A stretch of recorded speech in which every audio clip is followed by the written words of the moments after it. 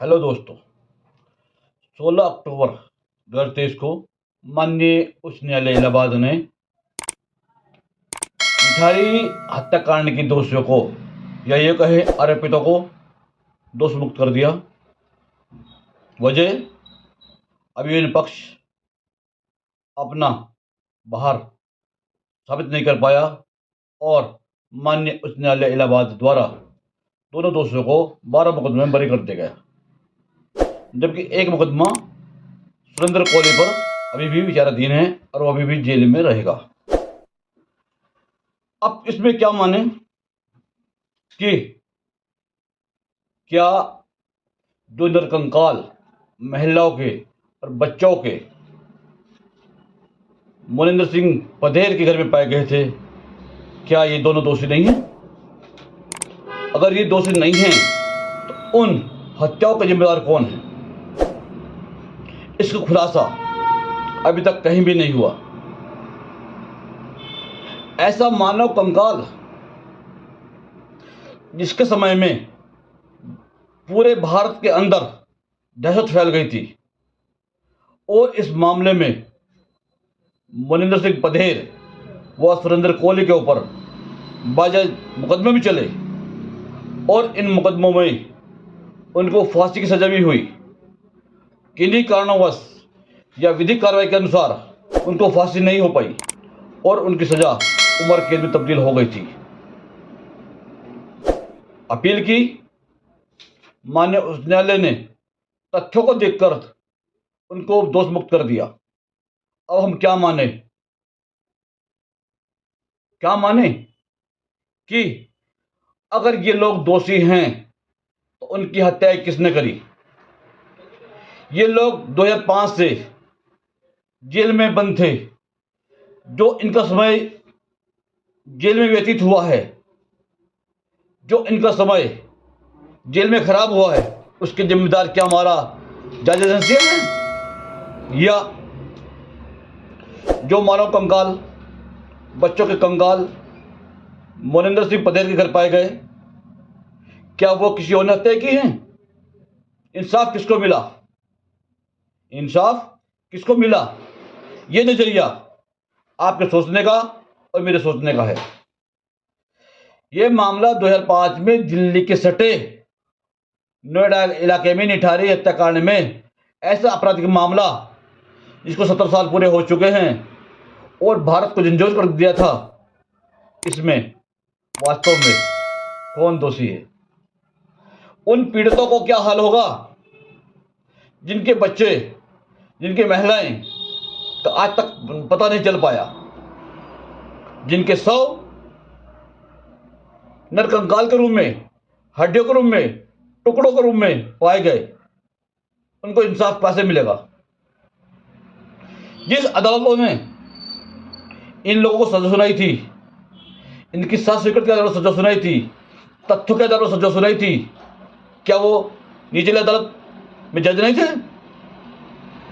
क्या उन्होंने इस मामले को प्रकरण में नहीं पढ़ा? क्या उन्होंने इस मामले को नहीं देखा या अपनी मर्जी से सजा कर दी? मैं नहीं कहता कि अदालतें गलत है। मेरा यह मानना है कि अगर इस मामले में निठारी हत्याकांड में मोनिंदर सिंह पधेर व सुरेंद्र कोहली निर्दोष हैं तो इन हत्याओं का जिम्मेदार कौन? क्या हमारी जांच एजेंसियां ने जब इसी घेरे में रह गए इन दोनों को मुलजिम बना दिया? कैसे? क्यों? माननीय उच्च न्यायालय इलाहाबाद ने अपने आदेश में क्या कहा कि अभियोजन पक्ष अपना अपराध साबित करने में असफल रहा है। क्यों?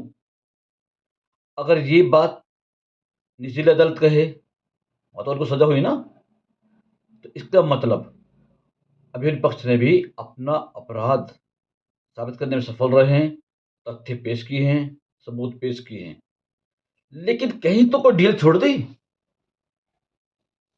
जो माननीय उच्च न्यायालय इलाहाबाद को ये तथ्य कहना पड़ा, ये कटाक्ष कहना पड़ा, ये बात कहनी पड़ी कि अभियोजन पक्ष इन दोनों के विरुद्ध अपराध साबित करने में नाकाम रहा। तथ्य इस बात का है कि दोषी कौन रहा इस मामले में। दुख की बात भी है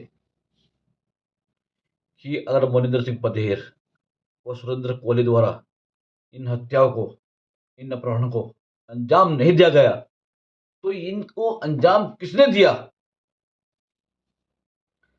कौन है इस हत्याओं का जिम्मेदार?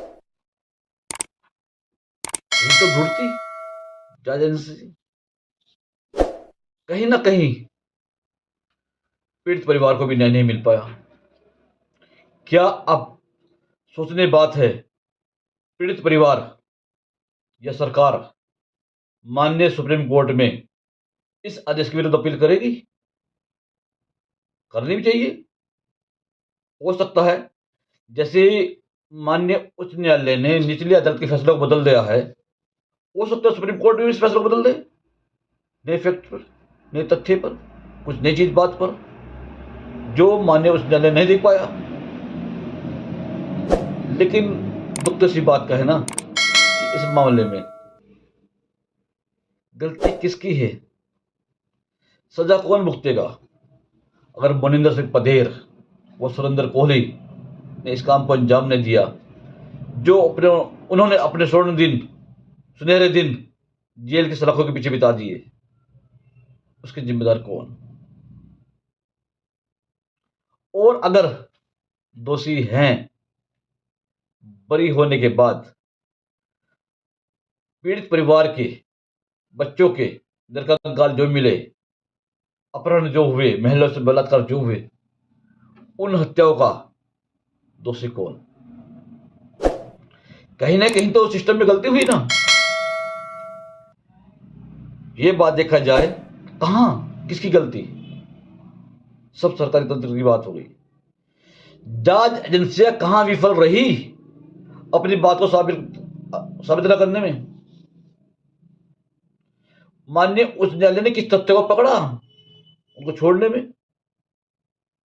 जिन मुकदमों में फांसी की सजा तक हो गई थी, क्या निचली अदालत ने उन तथ्यों को इग्नोर कर दिया था, नजरअंदाज कर दिया था, भुला दिया था? क्या कहें, मरने वाले मर गए, जेल में उन्होंने अपना समय बिता दिया, छुटके बाहर आ गए। क्या निकला इस प्रकरण में? कौन है इस मामले का दोषी? ये बात आज एक प्रश्न चिन्ह सबके सामने खड़ा है। किसकी गलती माने, किसके प्रति संवेदना प्रकट करें, किसके प्रति दुख प्रकट करें? कौन जिम्मेदार? यकीनन अदालत पर विश्वास भी करना पड़ता है, यकीनन अदालत इंसाफ के लिए बैठी है, लेकिन जांच एजेंसियों की इस त्रुटि के कारण असली दोषी जिस मामले में थे छूट गए, चाहे वो मोनिंदर सिंह पधेर हो, सुरेंद्र कोहली हो या कोई और हो। वो तो साफ निकल गए ना, चाहे वो पर्दे के पीछे रहे हो या वो पर्दे के आगे रहे हो। लेकिन पीड़िता को न्याय नहीं मिल पाया, उनके परिवार आज परेशान हैं, रो रहे हैं, बिलख रहे हैं। उसके जिम्मेदार कौन?